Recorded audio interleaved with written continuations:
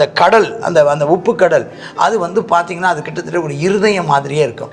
அப்போ இந்த அபிஷேகத்திற்குள்ளாக அபிஷேகம் ஒரு மனுஷனுடைய இருதயத்துக்குள் வரும்போது அவனை அது சுத்திகரிக்கிறது. செத்துப்போன இருதயம் ஜீவன் உயிர் பெறுகிறது.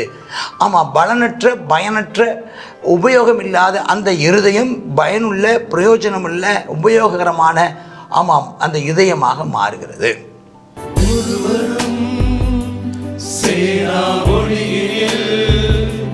வாசம் செய்திடும் எங்கள் தேவனே, மனிதருள் யாரும் கண்டிரா மகிமை உடையவர் எங்கள் தேவனே, ஒருவரும் சேரா ஒளியினில் வாசம் செய்திடும் எங்கள் தேவனே, மனிதருள் யாரும் கண்டிரா மகிமை உடையவர் எங்கள் தேவனே, நீரே உன்னதர், நீரே பரிசுத்தர், நீரே மகத்துவர், உம்மை ஆராதிப்பே.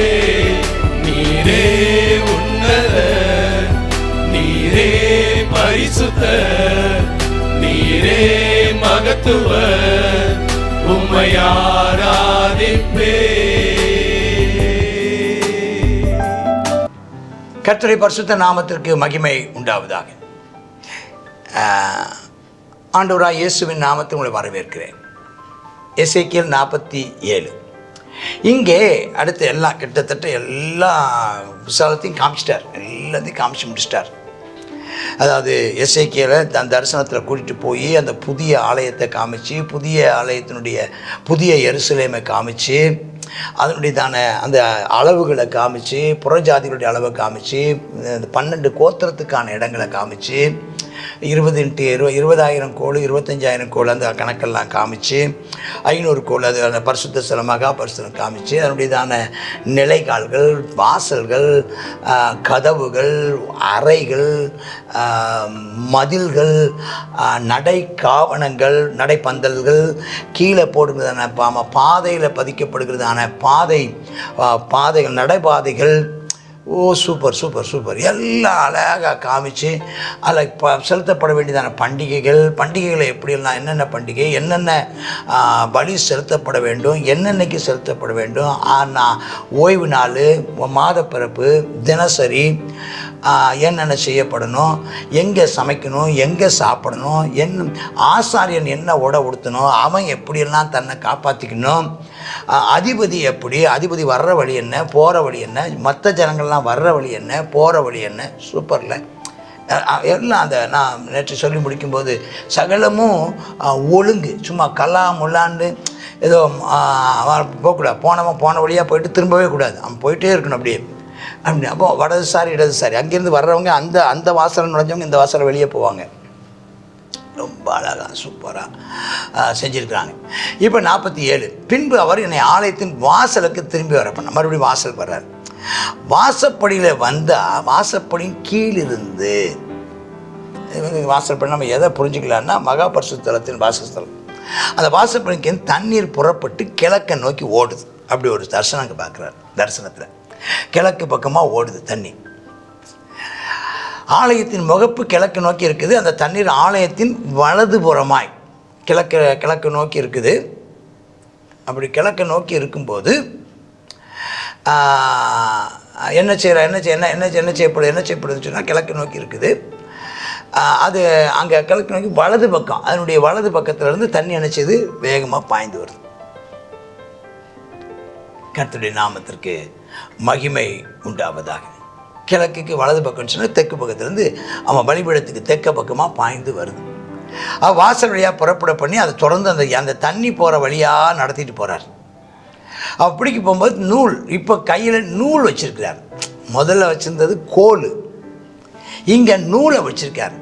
கிழக்க போகணும்னா 1000 முழம் அளக்கிறார். அந்த நூலுடைய அளவெல்லாம் நமக்கு தெரியல, 1000 முழம். அப்போ 1000 முழம் ஆமாம் ஸ்தோத்திரம் அளந்து என்ன செய்கிறாருன்னா தண்ணீரை கடக்க பண்ணுறார். தண்ணீர் கணுக்கால் அளவு 1000 முழம். அப்புறம் ஒரு 1000 முழம் நடக்க பண்ணுறார் தண்ணீர். அங்கே தண்ணீர் முழங்கால் அளவு இருக்குது. பின்பு ஒரு 1000 முழம் கடக்க பண்ணுறாரு, அங்கே இடுப்பளவாக இருக்குது நடக்க. அதுக்கப்புறம் 1000 முழத்தில் நதி நீச்சல் ஆள். இது ஒரு 4 அனுபவங்களை சொல்கிறார். கணுக்கால் அளவு இது ஒரு ரட்சிப்பின் அனுபவம், அந்த ஜீவ பாதையில் வருகிற ஒரு அனுபவம். ஸ்தோத்திரம், ரட்சிப்பின் அனுபவம். 2வது அனுபவம் சீசத்துவ அனுபவம். முழங்கால் படியிட்டு தேவனோடு உறவு கொள்ளும் ஐக்கியப்படுகிற ஜெபிக்கிற 2வது அனுபவம் இடுப்பளவு. 3வது அளவு இடுப்புங்கிறத சொல்கிறாங்கன்னா அதெல்லாம் இடைக்கச்சை. இடுப்புங்கிறது வேலை செய்கிற அது வந்து முதலாவது சுவிசேஷம், 2வது சீசராக்கப்பட்டு கர்த்தரோடு ஐக்கியப்படுதல், 3வது கர்த்தருக்காக கனி கொடுத்தல், கர்த்தருக்காக வேலை செய்கிற அனுபவம். 4வது ஒரு அனுபவம் நீச்சல் ஆழம் அப்படின்னு சொன்னால் கர்த்தரோடு கூட பரிசுத்த ஆவியானவரால் நடத்தப்படுகிற அனுபவம். அந்த தண்ணி ஓடுகிற ஓட்டத்தோடு கொண்டு போகிறது. பரிசுத்த ஆவியானவருக்கு ஏற்றபடி நடந்தது. ஓரம் கட்டி விடாமல், ஓரத்துக்கு நம்ம வெளியே விடாதபடி ஆவியானவருக்கு விட்டு கொடுக்கிற அனுபவம், ஆவியானவருக்கு ஒத்துழைக்கிற அனுபவமா இந்த 4 காரியங்களை நம்ம சொல்கிறாங்க. அல்லேலூயா. இது பரிசுத்த ஆவியானவர். இந்த நதி பரிசுத்த ஆவியானவரை குறிக்கிறது. ஆரம்ப அனுபவம் அந்நிய பாஷையின் அனுபவம். 2வது அனுபவம் பரிந்து பேசும் அனுபவம், முழங்காலின் அனுபவம், பரிந்து பேசும் அனுபவம், கர்த்தருக்கு ஸ்தோத்திரம். 1வது அனுபவம் அந்நிய பாஷை பேசுகிற அனுபவம், ஆராதிக்கும் அனுபவம், கர்த்தரை துதிக்கவும் குதிக்கவுமான அனுபவம். 2வது அனுபவம் ஜெபிக்கிற அனுபவம், கர்த்தரோடு ஐக்கியப்படுகிற அனுபவம், கர்த்தருடைய சத்தத்தை கேட்கும் அனுபவம். 3வது பரிசுத்தாவின் அனுபவம் அது தேவனுடைய சத்தம் கேட்டு சித்தம் செய்ய வேலை செய்யும் அனுபவம், கர்த்தருக்காக பணிவிடை செய்யும் அனுபவம், கர்த்தருக்காக கனி கொடுக்கும் அனுபவம், அவர் சொல்லுகிற பொறுப்புகளை நிறைவேற்றும் அனுபவம். 4வது அனுபவம் ஏற்கனவே நான் சொன்னது போல பரிசுத்த ஆவியானவரால் நடத்தப்பட விட்டு கொடுக்கும் அனுபவம். பரிசுத்த ஆவியானவருக்கு ஏற்றபடி இணைந்து செல்லும், விட்டு கொடுக்கவும் வேண்டும், அவரோடு கூட இணைந்து செல்லவும் வேண்டுங்கிற. சரி, அப்படி வர்றார் 7ஆம் வசனத்தில். வரும்போது இந்த நதி ஒருத்தர் 2 பக்கமும் அக்கறையிலும் இக்கரையிலும் நிறைய விருட்சங்கள், நிறைய மரங்கள் இருக்குது. எல்லா மரங்களும் நினச்சி எல்லாம் கனி தரும் மரங்கள். அந்த தண்ணி கிழக்கு தேசத்துக்கு நேரம் அப்படியே புறப்பட்டு போய் வனாந்திரத்தை ஓடி கடலில் விழுது. எந்த கடலில் விழுது? அது சவக்கடலில் விழுது. நீங்கள் பார்த்தீங்கன்னா அந்த மேப்பில் பார்த்தீங்கன்னா நேராக கிழக்க வந்துச்சுன்னா தெற்கு பக்கமானு ஏற்கனவே சொல்லிட்டார். தெற்கு பக்கமாக அதுலேருந்து வரும்போது நேராக எங்கே விழுதான் கீழே, அது கிழக்கு பக்கம். ஆமாம், சவக்கடலை விழுதான். இந்த சவக்கடல் தண்ணி இன்றைக்கி உப்பாக கிடக்குது. இன்றைக்கி அது பயங்கர உப்பு கரிக்கிற தண்ணி. அந்த தண்ணீர் விழுந்தவுடனே அந்த தண்ணீர் ஆரோக்கியமாகுதான். தண்ணீர் ஆரோக்கியமாகுதான்.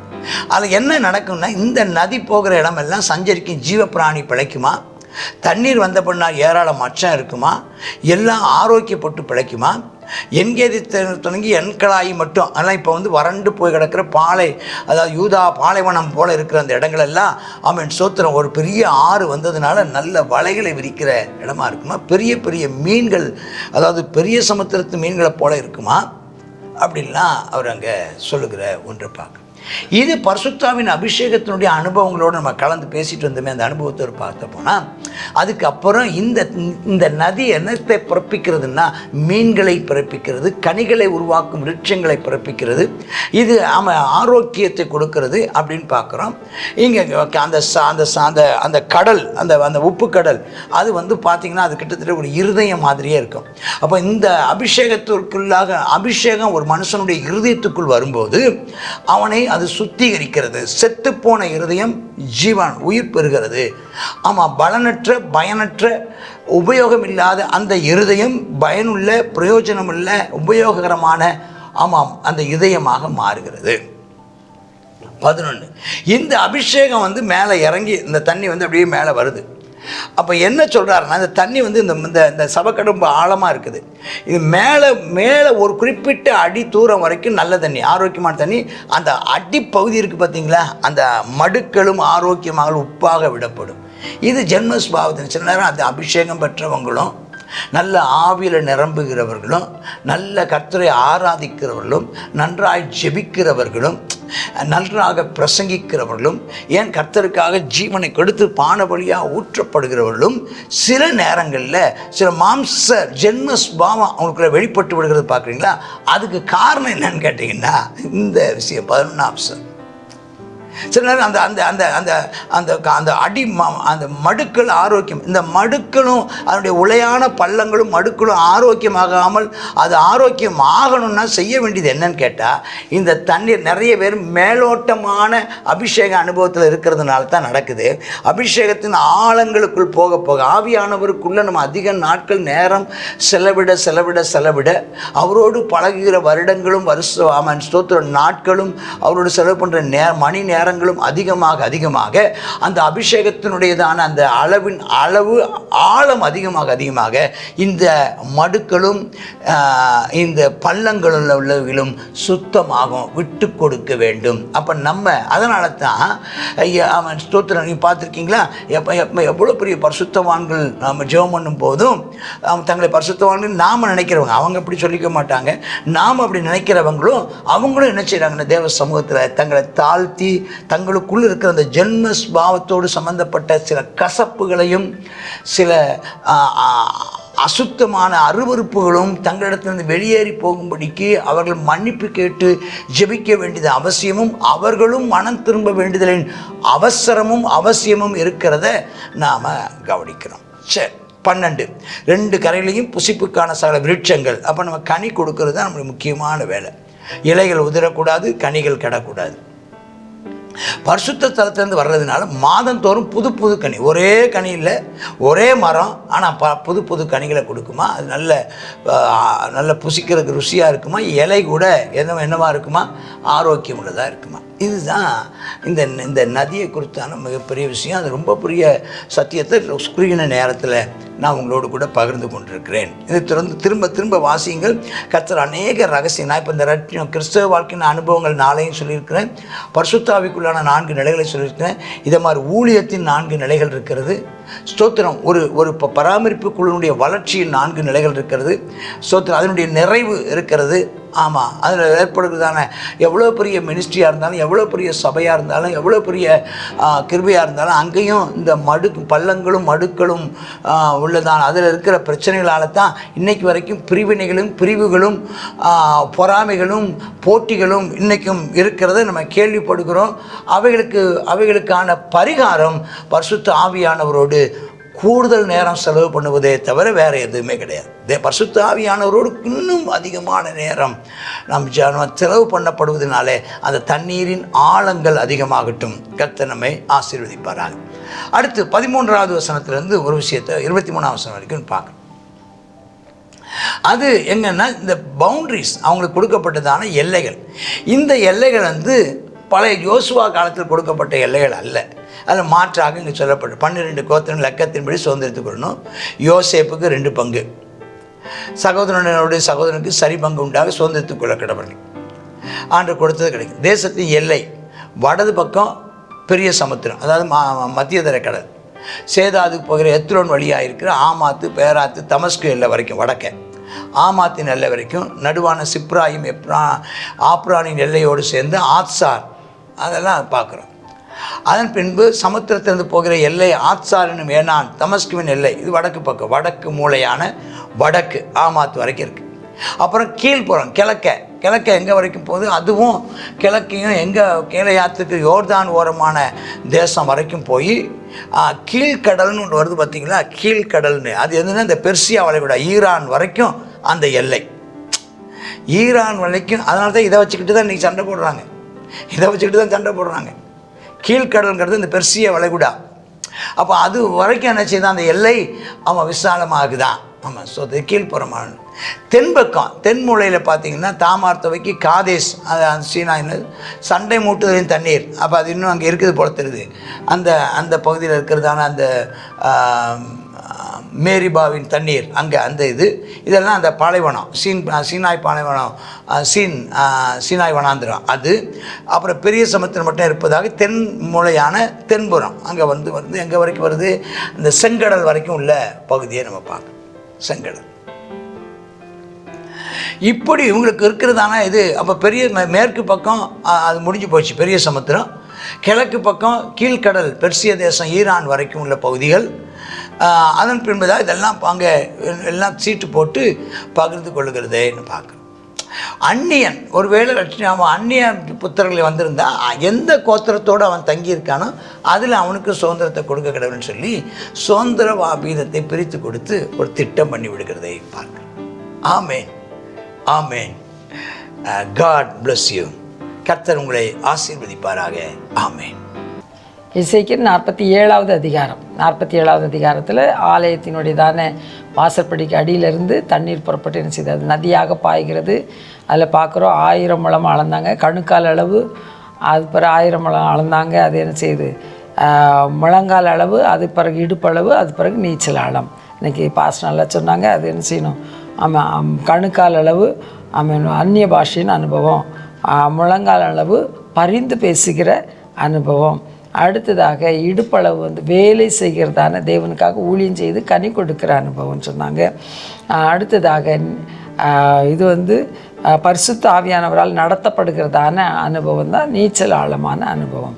அப்போ இப்படிப்பட்டதான அனுபவத்தின் கூடாய் கர்த்தர் நம்மை கடந்து செல்ல பண்ணுவாராக. நம்ம ரட்சிக்கப்பட்ட நிலைமையிலே இருக்கக்கூடாது. நம்ம வளர்ந்து என்ன செய்யணும், இந்த நிலைமைக்கு, நீச்சல் ஆழமான அந்த நிலைமைக்கு, ஆவியானவரால் நடத்தப்படுகிற அந்த நிலைமைக்கு வர கர்த்தர் நமக்கு அனுக்கிரகம் செய்தருள்வாராக. நம்ம என்ன செய்யணுமா, அந்த நதி போகிற இடம்லாம் என்ன செய்யுமா, ஜனங்கள் என்ன செய்வாங்க, ஆரோக்கியப்பட்டு பிழைப்பார்கள் என்று சொல்லி பார்க்குறோம். அது ஆரோக்கியம், அதனுடைய தானே கனி சாப்பாட்டுக்கும் அதனுடைய இலைகள் என்ன செய்யுமா, ஆரோக்கியம் அடைவதற்கு எதுவாகவும் இருக்குன்னு சொல்லி பார்த்தோம். அப்போ இப்படிப்பட்டதான இந்த நதி என்ன செய்யணும், நாம் ஒரு நதியாக மாறவும், நாம் தேவனுக்கு பயனுள்ளவர்களாக, இந்த ஜனங்களுக்கு பயனுள்ளவர்களாக, நாம் போகிற இடங்கள்லாம் ஆசீர்வாதமாக இருக்க கர்த்தர் நம்மை பயன்படுத்த முடியாது. ஜெபிப்போமா. அப்பா, உமக்கு நன்றி ஆண்டவரே. இந்த வழியில் உம்முடைய சமூகத்தில் ஒப்பு கொடுக்குறோம். கர்த்தாவே, நாங்கள் அமீனப்பா உமக்கு பயனுள்ளவர்களாக, உம்முடைய நாமத்தை மகிமைப்படுத்துகிறவர்களாக கர்த்தாவே எங்களுக்கு அமீனப்பா கிருபை தர வேண்டுமாய் ஜெபிக்கிறோம். இன்னும் ஆழமான பரிசுத்த ஆவியானவருக்குள்ளே அப்போ அந்த ஆழமான அந்த நிலைமைக்குள்ளே நாங்கள் கடந்து செல்ல அனுக்கிரகம் செய்யுங்கப்பா. இசப்பா, ஸ்தோத்திரம். ரட்சிக்கப்பட்ட அந்த ஆரம்ப நிலைமையிலேயே அப்பா இருந்து விடாதபடிக்கு அப்பா நாங்களும் ஒவ்வொரு நாளிலும் ஆமீனப்பா வளர்ச்சி அடைந்து முதிர்ச்சி அடைந்து அப்பா ஸ்தோத்திரம் ஆமீனப்பா உமக்கு உகந்தவர்களாக வாழ கிருபை தாரும். அந்த நதி போன இடமெல்லாம் கர்த்தாவே அப்பா ஸ்தோத்திரம், எல்லா ஜீவராசிகளும் கர்த்தா பிழைத்தது போல நாங்களும் ஒரு நதியாக பாய்ந்து அநேகருக்கு ஆசீர்வாதமாக இருக்க உதவி செய்யும். இயேசுவின் நாமத்தில் ஜெபிக்கிறோம் எங்கள் நல்ல பிதாவே. ஆமேன், ஆமேன்.